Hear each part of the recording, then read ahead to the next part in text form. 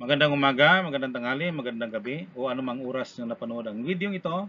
Welcome sa ating YouTube channel, Matuto Dapat, sapagkat ang kaalaman ay isang mahalagang kayamanan. Sa oras na ito, pag-aralan natin the continuation ng ating equation of the hyperbola.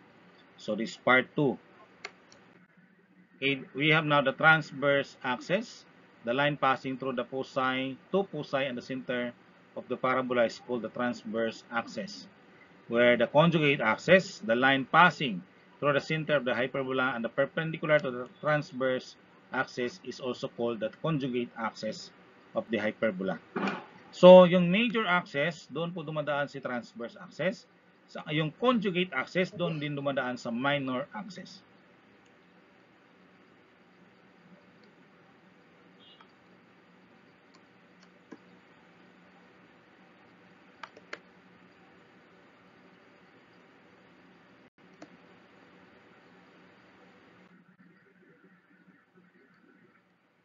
Sample 1.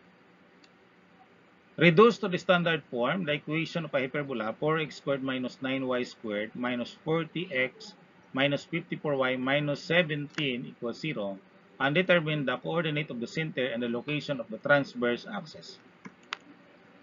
Yeah.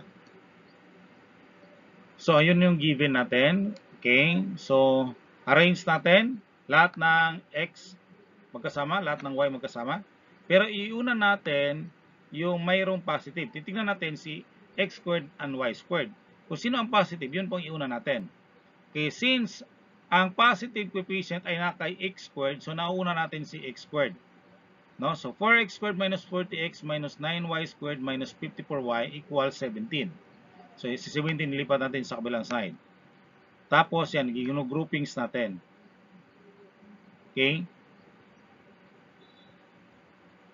So 4x squared minus 40x minus 9y squared plus 54y equals 17. Okay? So bakit siya minus, yung minus kasi nilabas na natin. Kaya si 54 nagiging positive na siya. Okay? Tapos 4 times yung factor natin ng ating 4 at saka 40 sa x natin. So 4 times x squared minus 10x plus the blank. Yung blank, dagdag tayo ng number para magiging perfect square trinomial. Minus 9 times y squared plus 6y plus the blank. No? Kasi positive 54 divided by negative 9 is positive 6. Okay?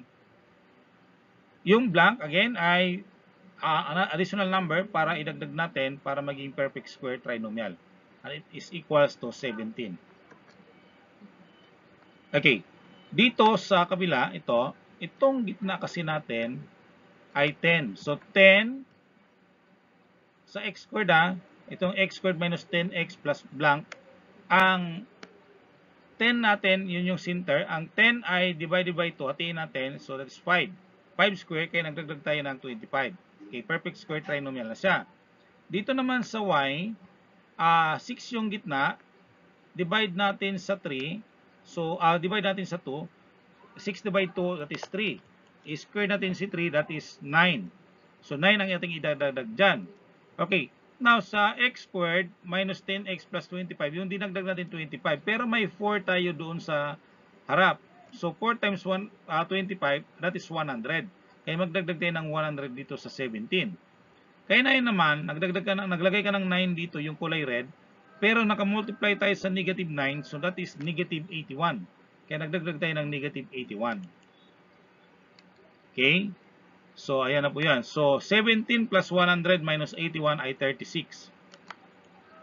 Divide 36 both side para magiging 1 po yung dulo natin, o ating equal sign. So, 36 divide 36, okay. So, 4 divide 36 and 9 divide 36. So, makakancel natin. So, that x squared minus 10x plus 25 over 9 minus y squared plus 6y plus 9 over 4 equals 1.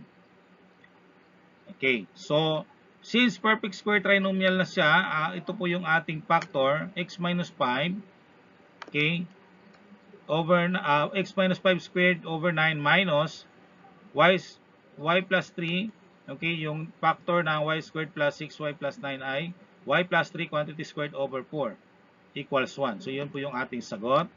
So, ibig sabihin, ang center natin located at 5, negative 3. At ang ating transverse axis ay parallel to x-axis. Ang A ay 3, ang B natin ay 2, and therefore the C is square root of 13.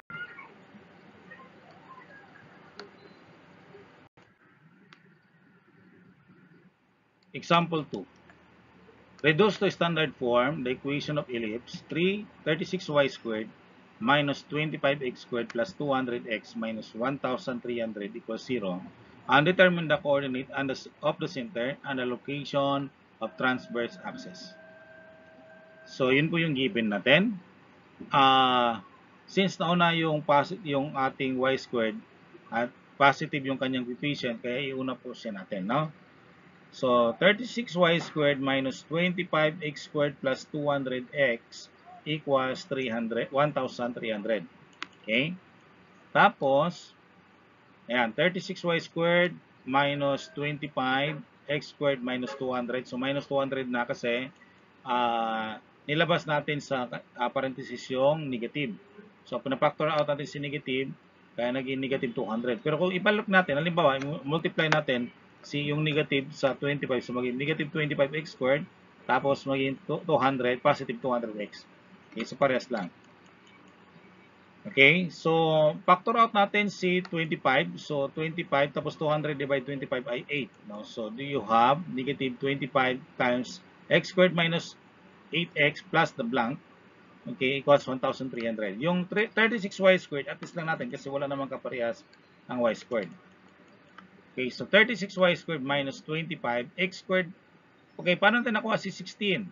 8 divide 2 ay 4. 4 times 4 ay 16. Okay, so para maging perfect square trinomial. Okay, that is x squared minus 8x plus 16. Yun yung nasa loob ng box. But alam natin, yung 16, mayroon po siyang multiply sa negative 25 dito sa labas ng kanyang quantity, labas ng parenthesis. So, mayroong negative 25 times 16, kaya naging negative 400.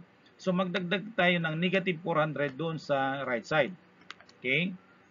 So, 36 y squared minus 25 x squared minus 8x plus 16 equals 900. Since 1,300 minus 400 is 900.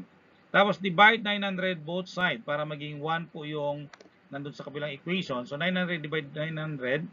Okay, tapos 36 divide 900, 25 divide 900.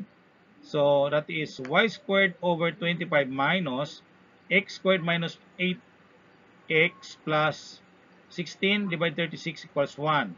Now, kapag i-factor natin yung x squared minus 8x plus 16, ang factor niya ay x minus 4. So, y squared over 25 minus x minus 4 quantity squared divided by 36 equals 1. So, yun po yung ating standard form equation of the hyperbola. Okay? Sorry, hyperbola ang ating equation, no? So,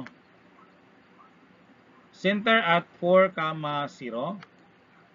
Transverse axis is parallel to the y-axis. Ang A is 5, ang B ay 6, ang C ay square root of 61. Okay? So, yun po yung sagot natin. Okay, your activity reduced to the standard form of from the equation of a hyperbola and determine the coordinate of the center and locate the transverse axis. Good luck! Okay, so I hope you enjoy, you learn from this video. Huwag kalimutan i-share, like, okay, at mag-subscribe sa mga hindi pa subscriber ng ating lesson. Maraming salamat. God bless.